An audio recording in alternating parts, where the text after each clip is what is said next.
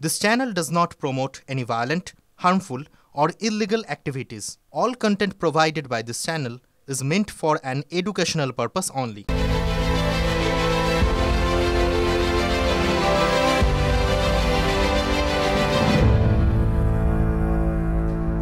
ফিরে এলাম ঠোটকাটা স্পেশাল নিয়ে। আচ্ছা, খালি চোখে কি সব দেখা যায়? পরমাণু বোমা দুনিয়া ছারখার করে দিতে পারে শুধু একটা বিস্ফোরণ। ক্ষুদ্র তবু তুচ্ছ নয়। যে পরমাণুর গর্ভে বিপুল শক্তি, সেই পরমাণু কি খালি চোখে ধরা দেয়? দেয় না তো। এই যে আমরা জলে চুমুক দিই, সেখানেও অণু আর পরমাণু। খালি চোখে এই হাইড্রোজেন অক্সিজেনের অস্তিত্ব টের পেয়েছেন কখনো? কেউ পায় না। তার জন্য একটা প্রসেস লাগে, একটা প্রক্রিয়া লাগে। বিজ্ঞান, রসায়ন। রসায়ন অণু পরমাণুর সংযুক্তিতে আছে, রসায়ন সম্পর্কেও আছে। রসায়ন রাজনীতিতে আছে, বেশি করে আছে। একটা সূত্রে চলে এই রসায়ন, অ্যাকশন রিয়াকশন। বুঝতে রাজনীতির চোখ লাগে, লাগে পাকা মাথা। আমাদের বাংলার শাসক সুপ্রিমো তো বলেনি, এই সেদিনই বলেছেন, অঙ্ক কেউ একটু দেরিতে কষে, কেউ দ্রুত।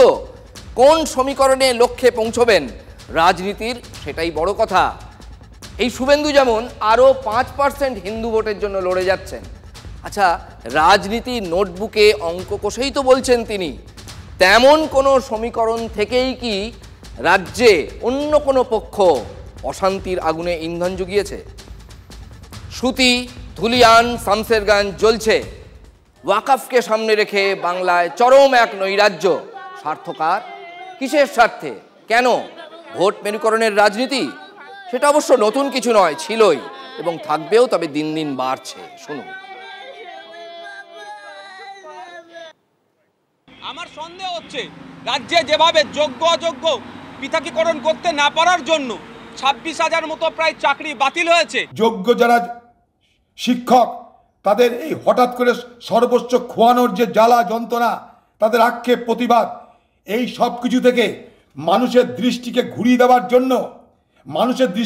দেওয়ার জন্য হঠাৎ করে এই রকম সাম্প্রদায়িক উত্তেজনা তৈরি করা হচ্ছে না তো? রাজ্যের যিনি সরকারের প্রধান আছে, শিক্ষা দপ্তরের মন্ত্রী আছেন বা এসএসসি বা পরিষদ জবাব ঠিকঠাক দিতে পারছে না। মানুষের মধ্যে ক্ষোভের সঞ্চার হচ্ছে। এই ক্ষোভটাকে হয়তো এই অ্যাঙ্গেলটাকে যদি ঘুরিয়ে দেওয়া যায়। পশ্চিমবঙ্গের প্রশাসন যেখানে সাম্প্রদায়িক উত্তেজনা হচ্ছে, সেখানে চুপ করে দাঁড়িয়ে আছে কেন? সিএর সময় হয়েছিল, এখনো হয়েছে। উনি কি ভেবেছেন এই উৎপাত করলে, দাঙ্গা লাগালে লোকে ভুলে যাবে 26,000 চাকরির কথা? এটাই ওনার সর্বনাশের কারণ। দুই জায়গা, অর্থাৎ শামশেরগঞ্জ আর আপনার তার সাথে সাথে সুতি, তাদের এমএলএর ভাই গুলি চালাচ্ছে।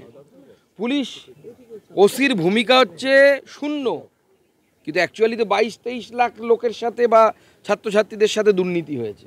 এই 22-23 লক্ষ ছাত্রছাত্রীদের সাথে দুর্নীতি, তা থেকে চোখ ঘুরিয়ে দেয়া এবং মমতা বন্দ্যোপাধ্যায়ের মুসলিম ভোটকে কনসলিডেট করা। তার জন্য মমতা বন্দ্যোপাধ্যায় নিজে এই কাজ করাচ্ছেন এবং তার পুলিশ একদম চুপ। তাই এটা আমার বড় প্রশ্ন। তৃণমূলের এমপি, তাকে বাড়ি থেকে বার করে অন্য জায়গায় তাকে নিয়ে যাওয়া হচ্ছে আরও তাকে নিরাপত্তা দেওয়ার জন্য। সেখানকার এমএলএকে বলছে তৃণমূলের, তোমরা থেকো না, আমরা দেখছি। কেন? এটা পরিকল্পিতভাবে বিজেপি আর তৃণমূল একে অপরের লভ্যাংশ দেখে এটা করছে না তো? সাবজেক্ট থেকে অবজেক্টে মানুষ আর চর্চা করবে, ধর্ম নিয়ে তখন কথা হবে। এটাও কোনো সুরসুরি থাকতে পারে। নজর ঘোরানোর রাজনীতি, এই আশঙ্কার জায়গা থেকেই রাজনীতির বিরোধী পক্ষ তাদের মতো করে ন্যারেটিভ তৈরি করছেও তারা। একটার সঙ্গে আর একটা ঘটনার কার্যকারণ সম্পর্ক বা সমীকরণ দেখতে পাচ্ছে বিরোধীরা। বিজেপি যেমন পরিষ্কারই বলছে, নিয়োগ দুর্নীতি থেকে নজর ঘুরিয়ে দিতেই বা সেটাকে চাপা দিতেই মৌলবাদের রাজনীতি উস্কে দেওয়া হয়েছে। এই নজর ঘোরানোর রাজনীতি শাসকও দেখে। সাবিনা ইয়াসমিন, মালদা জেলা থেকে নির্বাচিত বিধায়ক, তিনি দাবি করেছিলেন ওয়াকফ থেকে নজর ঘোরাতেই আসলে চাকরি বাতিল। রাজনৈতিক লড়াইটা অন্যরকম, আর সাম্প্রদায়িক লড়াই এটা কিন্তু অন্যরকম। আমার শিক্ষা কোনোদিন আমাকে সেই শিক্ষায় শিক্ষিত করেনি যে বড় হতে গেলে, রাজনৈতিক লড়াই লড়তে গেলে, বড় রাজনীতিবিদ হতে গেলে সাম্প্রদায়িক ইস্যুকে কাজে লাগাতে হবে।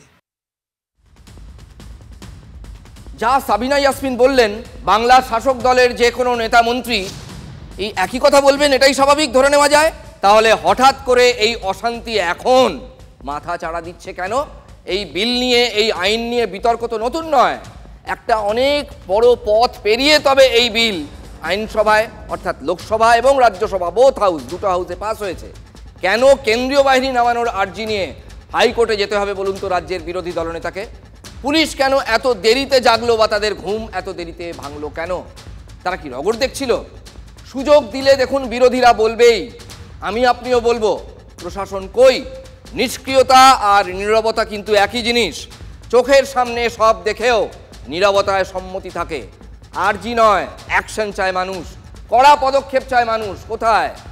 শাসক কি বলছে শুনুন তো। দেখুন, এইটা তো বিজেপি চাইছে, এটা তো তদন্ত করে দেখা উচিত, আসল তদন্ত হওয়া উচিত যে বিজেপির বকলমা কিছু এজেন্সি ওই এলাকাগুলোতে অপারেট করে এই অশান্তিটা ডেকে আনতে চাইছে কিনা। মুর্শিদাবাদে আমরা কম আছি, আমরা জানি, কিন্তু আমরা নদিয়াতে আছি বেশি। আমরা যদি শুরু করি তাণ্ডব নৃত্য, শিবের তাণ্ডব নৃত্য কিন্তু শুরু হবে। মমতা বন্দ্যোপাধ্যায়কে হুঁশিয়ারি দিচ্ছি, মানুষকে প্রভোগ করা শকুনের রাজনীতি। তো তারা চাইছেন গন্ডগোল হোক। এগুলো বিজেপির ওয়েল প্ল্যান্ড কোন ডিজাইন কিনা, যাতে পশ্চিমবঙ্গে দু একটা পকেটে কোনো অশান্তির ছবি তৈরি করে তারা পলিটিক্স করতে পারে, এটাও কিন্তু একটা যথাযথ তদন্ত করে দেখা উচিত। কার নজর কোন দিকে, কে কোন দিকে নজর ঘুরিয়ে দিতে চাইছে কিছু বুঝলেন? আচ্ছা, এই অশান্তি যদি বিজেপিরই পরিকল্পনা হয়ে থাকে তাহলে শাসক দল সতর্ক ছিল না কেন? প্রশাসন যে শাসক দলের হাতে, এই প্রশ্ন তো করবই আমরা।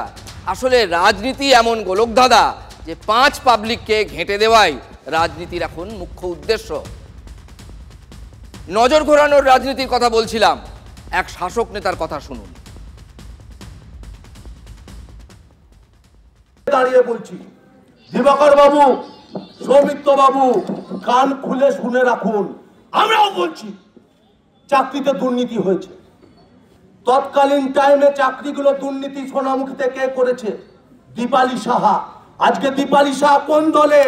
আজকে দীপালি সাহা বিজেপি। দীপালি সাহার বাড়িতে গিয়ে জবাব চান যে কাকে চাকরিগুলো দিয়েছে। সৌমিত্র খান, সোনামুখী থেকে কত টাকা আপনি তুলে নিয়ে গেছেন চাকরির নামে? কত ছেলেকে তৃণমূলের সাংসদ থাকাকালীন চাকরির নামে মিথ্যাচার করে পয়সা নিয়ে গেছেন? একবার প্রেস মিটিং করে সেই ছেলেগুলোকে বসাবো নাকি যে চাকরির নামে পয়সা তৃণমূলের নেতারা নিয়েছে না বিজেপি সৌমিত্র খান নিয়েছে? লজ্জা লাগা উচিত। আজকে যতগুলো চাকরি গেছে, সব থেকে বেশি চাকরি গেছে মেদিনীপুর ডিস্ট্রিক্ট। বাবা শুভেন্দু অধিকারী, ঠাকুর ঘরে কে? আমি তো কলা খাইনি। কত চুরি করবে তুমি? আর চোরের মায়ের বড় গলা। আপনারা শুনেই বুঝলেন। দেখুন, আর যাই হন, শুভেন্দু সৌমিত্রর কাছের লোক ইনি নন। সোনামুখীর উপপুরপ্রধান, বিষ্ণুপুর সাংগঠনিক জেলার INTTUCর জেলা সভাপতি। মোদ্দা কথা, তিনি তৃণমূলের নেতা সোমনাথ মুখোপাধ্যায়।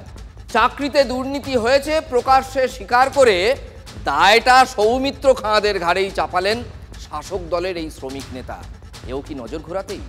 আচ্ছা, আমাদের প্রশ্ন, বোধ করি আপনাদেরও প্রশ্ন এই বাইটটা দেখার পর, যদি শাসক জানতই যে সৌমিত্ররা টাকা তুলছেন, অযোগ্যদের চাকরি বিক্রি করছেন, এতকাল চুপ করেছিলেন কেন?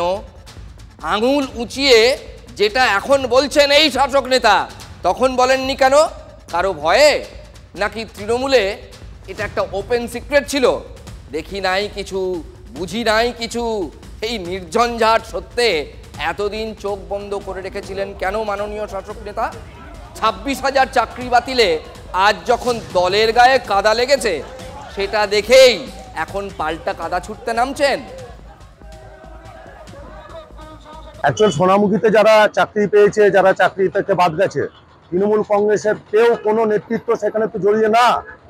তৎকালীন টাইমে দীপালি শাহ, আজকে তো দীপালি শাহ বিজেপিতে, সৌমিত্র খান চাকরির নাম করে সোনামুখীর বেশ কিছু ছেলের কাছে টাকা পয়সা তুলে নিয়ে গেছে।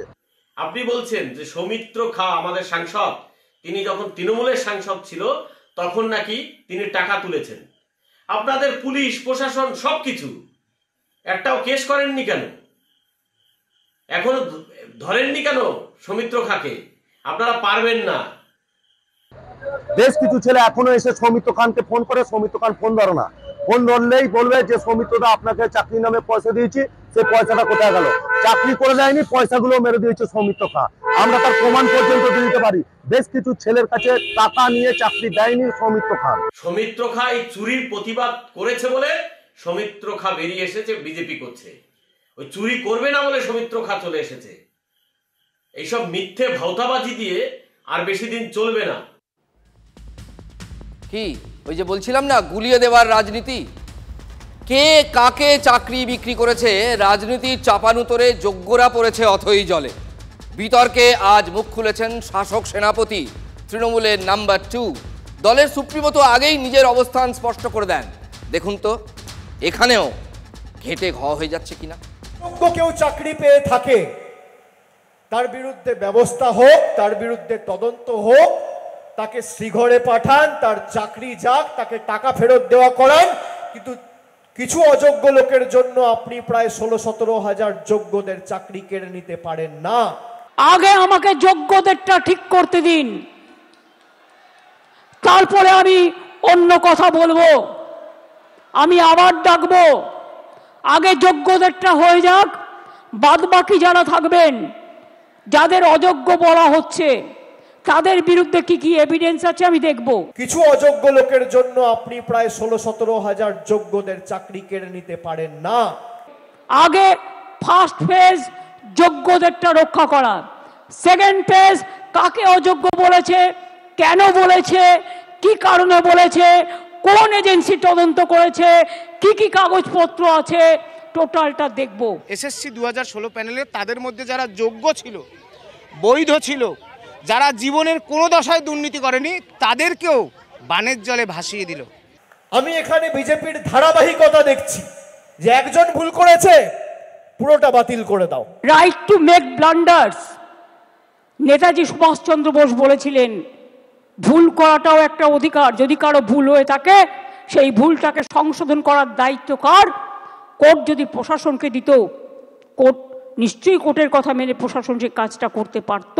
এই রায়ের মাধ্যমে কোথাও যেন আমার মনে হচ্ছে ভারতীয় জনতা পার্টির যে বৈমাতৃসুলভ আচরণ এবং বাংলার মানুষের প্রতি ধারাবাহিক বৈমাতৃসুলভ আচরণ এবং মানসিকতা, তার প্রতিফলন আমরা দেখতে পেয়েছি। এর জন্য একমাত্র দায়ী হচ্ছে পশ্চিমবঙ্গ রাজ্য সরকার, তাদের মন্ত্রী মিনিস্টার সাঙ্গ পাঙ্গদের সংগঠিত দুর্নীতি। তারা দেদার চাকরি বিক্রি করেছে, তাদের দুর্নীতির কারণে আজকের এই করুণ অবস্থা আমাদের দেখতে হচ্ছে। আর কেউ দায়ী নয়, কেউ দায়ী নয়, কোনো হাইকোর্ট দায়ী নয়, কোনো সুপ্রিম কোর্ট দায়ী নয়। আজকের আমাদের এই জায়গায় নিয়ে গেছে পশ্চিমবঙ্গ সরকার, যেই সরকার 2011 সালে পরিবর্তনের সরকার এসেছিল, সেদিন আমরাও সামিল ছিলাম। এই পরিবর্তন হয়েছে। মেরেছে কলসির কানা, তা বলি কি প্রেম দেব না? গোলাপে গান্ধীগিরি, যে পুলিশ তাদের পিটিয়েছে, লাথি মারতে পর্যন্ত দ্বিধা করেনি, সেই পুলিশের জন্যই কাল লাল গোলাপ নিয়ে এসেছিলেন চাকরিহারা শিক্ষকরা।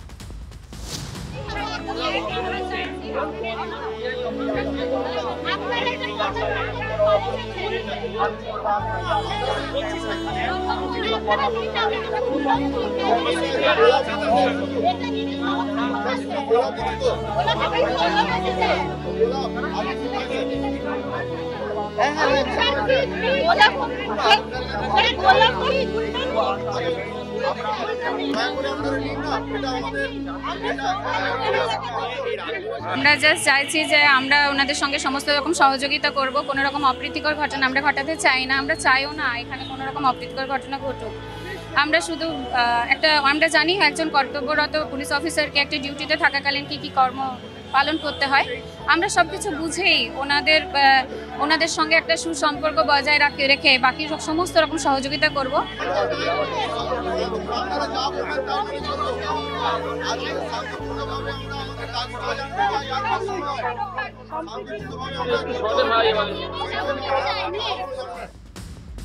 অর্থাৎ এত কিছুর পরেও পুলিশের সঙ্গে সুসম্পর্কের কথাই বলছেন চাকরি খোয়ানো শিক্ষক শিক্ষিকারা।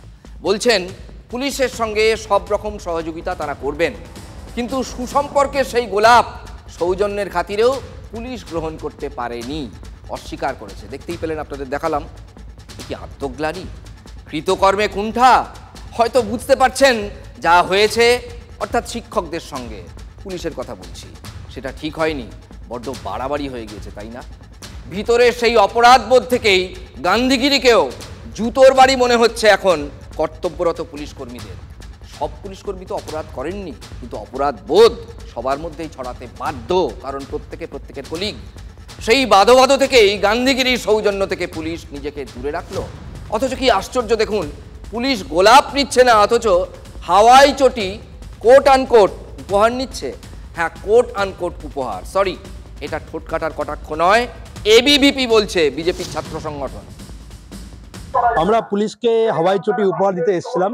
যেভাবে তারা জঙ্গিপুরে লুঙ্গির নিচে লুকিয়ে যায় এবং সে একই পুলিশ কসবাতে শিক্ষকদের ওপর বীরত্ব দেখায়, লাঠিচার্জ করে, সেই পুলিশকে জলদস্যের প্রতীক আমরা হাওয়াই চটি উপহার দিয়েছিলাম। পুলিশ গ্রহণ করেছে, এই জন্য পুলিশকে অভিনন্দন, শুভেচ্ছা। তারা আগামী দিনে এইভাবেই জলদস্যত্ব বজায় রাখুক। তারা যে হাওয়াই চটি গ্রহণ করেছে, এটা পশ্চিমবঙ্গের বুকে একটা দৃষ্টান্ত স্থাপন করেছে, তার জন্য পুলিশ গ্রহণ করেছে, ভালোবাসায় উপহার নিয়েছে। এই জন্য তাদেরকে অনেক ধন্যবাদ।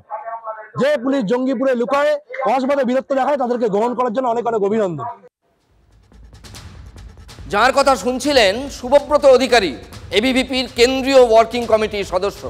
অতি সক্রিয় পুলিশের লাঠিচার্জের প্রতিবাদে রায়গঞ্জে ডিআই অফিস ঘেরাও কর্মসূচি ছিল এবিভিপির। সেখানেই উপহারের একজোড়া হাওয়াই চটি কেড়ে নেয় পুলিশ। ছবিটা দেখুন।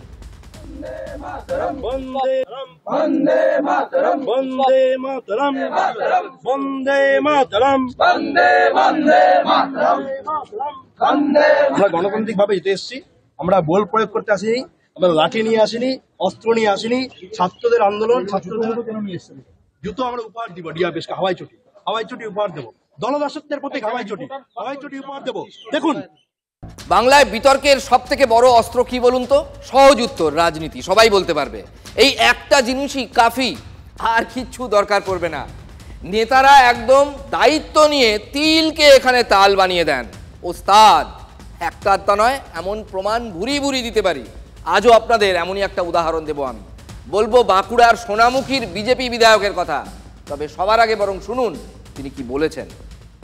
যারা নিরীহ মানুষ আছেন, আগামী দিনে আপনাদের আইনগত পদ্ধতিতে যে অস্ত্র রাখা যায় বাড়িতে রাখুন। এই পুলিশের উপর ভরসা করবেন না, নিজের সুরক্ষা নিজে গ্রহণ করুন। এই পুলিশ করবে না। শুনলেন নেতা কেমন দাওয়াই দিচ্ছেন? নেতা বলছেন ঘরে ঘরে অস্ত্র রাখতে, পাশে পুলিশ দাঁড়িয়ে। এতে তিনি যে শাসকের হাতে আক্রমণের অস্ত্র তুলে দিয়েছেন তার বলতে যথারীতি এরপর বাকযুদ্ধ চরমে। বাড়িতে বাড়িতে অস্ত্র রাখার জন্য উনি নিদান দিচ্ছেন। বাড়িতে বাড়িতে তো মা বোনদের অস্ত্র আছে, হাতা, খুন্তি, ঝাঁটা, কাটারি, এগুলো তো মা বোনদের অস্ত্র আছে। দিবাকর বাবু যখন এই 26-এর ইলেকশনে ভোট চাইতে যাবে, দিবাকর বাবুকে সবাই ঝাঁটা পেটা করবে। আপনারা তৈরি থাকুন, 26 সালের রেজাল্ট বেরোবে, তখন বুঝতে পারবেন ঝাঁটা আর বঠি কাদের দিকে যাচ্ছে। এই একটা কথা নিয়ে বিজেপি তৃণমূল যুদ্ধে নেমে পড়েছে। অবশ্য নতুন কিছু নয়। চাকরিহারাদের ওপর পুলিশের লাঠিচার্জ, অত্যাচারের অভিযোগে প্রতিবাদে নেমেছিলেন সোনামুখীর বিজেপি নেতারা। নেতৃত্বে ছিলেন বিধায়ক। সেখানেই অস্ত্র নিয়ে গরমাগরম ভাষণ। বোধহয় দলের নেতাদের থেকেই অনুপ্রেরণা পেয়েছেন দিবাকর ঘরামি। কাটারি প্রত্যেক বাড়িতে থাকে, দিলীপ ঘোষের হাতে হলে এত ভয় কেন? এত কাপুরুষ হয়ে গেছে আমাদের সমাজ, কাটারি হজম করতে পারছে না। কাল হয়তো গদা বেরোলো, কালকে অন্য কিছু বেরোবে। আমাদের সুরক্ষার জন্য আমরা সবকিছু প্রয়োগ করব, আইনকে বাঁচি। এই তো সেদিন ঘোষবাবু পূর্ব বর্ধমানে একটা মেলায় গিয়ে দা কিনে একটু রসিকতার ছলে কয়েকটা কথা বলেছিলেন। তাতেই একেবারে দক্ষযজ্ঞ কাণ্ড বেঁধে গিয়েছিল। অস্ত্রের ঝনঝনানি বারবার শোনা যাচ্ছে বঙ্গ রাজনীতিতে। সোনামুখীর বিধায়ক নতুন কথা তো কিছু বলেননি। বিতর্কের আগুন তো অনেক আগে থেকেই জ্বলছে এই ইস্যুতে। রামনবমীর দিন তৃণমূলের নেতার হাতেও তো আমরা অস্ত্র দেখেছিলাম, কেন মনে পড়ছে না? শওকত মোল্লার হাতে প্রতীকী ত্রিশূল তুলে দেন তার অনুগামীরা। আবার ওদিকে রাম ভজনায় বর্ধমানেও মানে পূর্ব বর্ধমানেও এক তৃণমূল নেতার হাতে দেখা গিয়েছিল অস্ত্র। অস্ত্র মানুষ কেন তোলে? নিজেকে রক্ষা করতে, পরিবারকে রক্ষা করতে, সমাজকে রক্ষা করতে। একটা টেররিস্ট যে কথা বলে একটা দলের রাজ্য সভাপতি বা কেন্দ্রীয় মন্ত্রী সে কথা বলা উচিত নয়। বাড়িতে অস্ত্র রাখুন, এগুলো তো যে মসৃণ ভাবে সমাজ চলার ক্ষেত্রে এইসব কথাবার্তা তো প্রতিবন্ধক। পশ্চিমবঙ্গকে রক্ষা করতে ভাইরা আমাদের হাতে, ভাই এবং বোনেরা তারা আমার হাতেই অস্ত্র তুলে দিয়েছে প্রতীকী হিসেবে। দরকার হলে সত্যিকারের অস্ত্রই তুলব। এ রাজ্যের শিক্ষায় এমনিতেই আতঙ্কের কোনো শেষ নেই, তার ওপর যদি জুড়ে বসে ভূতের ভয় তাহলে তো কথাই নেই।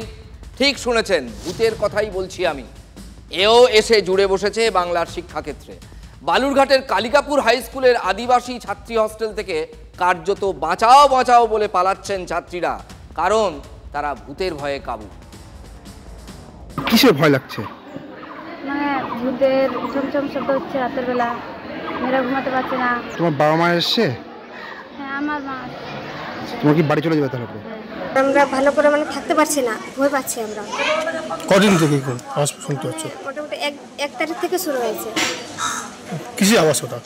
মানে মানে পাইলেন, মানে ভূতের হাতে আতঙ্ক। আতঙ্ক এতটাই যে স্কুলের হস্টেল ছেড়ে ছুড়ে এরা পালাতে পারলেই বাঁচেন। পড়ুয়াদের সাফ কথায় এ মাসের শুরু থেকেই নাকি সমস্যা হচ্ছিল, এখন অবস্থা এমন পর্যায়ে গেছে যে টেকাই যাচ্ছে না। রেজাল্ট চোখের সামনে, ব্যাগপত্র গুছিয়ে এরা একদম তৈরি, হস্টেল ছাড়ার ধুম লেগে গেছে। কালিকাপুর হাই স্কুলের সঙ্গেই আদিবাসী ছাত্র এবং ছাত্রীদের আলাদা আলাদা হস্টেল, সব মিলিয়ে শতাধিক আবাসিক। তবে এই যে বিচিত্র কাণ্ড কারখানা চলছে তা ছাত্রীদের হস্টেলে হচ্ছে, কিন্তু ছাত্রদের হস্টেলে নয়। এটা আশ্চর্য ব্যাপার। আতঙ্ক এতটা বেড়ে গেছে যে আবাসিকরা অসুস্থ হয়ে পড়ছেন। শুধু কি কিছু আওয়াজেই এই অবস্থা? বাইরে আওয়াজ পাওয়া যায়, কিন্তু ওরকম আমি তো ওগুলো কিছু দেখতে পাই না। হঠাৎ বাইরে রাস্তার আওয়াজ তো হবে।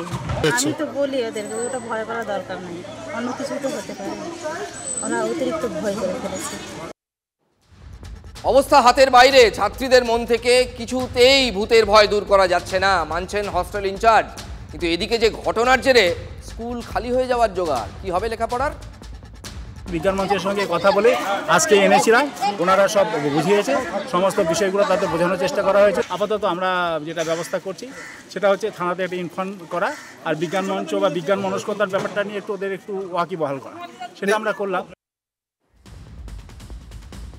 এইরকম ঘটনা ঘটলেই সেখানে হাজির হয়ে যায় বিজ্ঞান মঞ্চ। এক্ষেত্রেও কিন্তু বিজ্ঞান মঞ্চ সেখানে গিয়েছিল জানতে বুঝতে। যদি আমরা জানতে পারি কি হলো, আপনাদের আমরা অবশ্যই জানাবো। আপাতত ঠোটকাটা আজকে এখানেই শেষ করছি।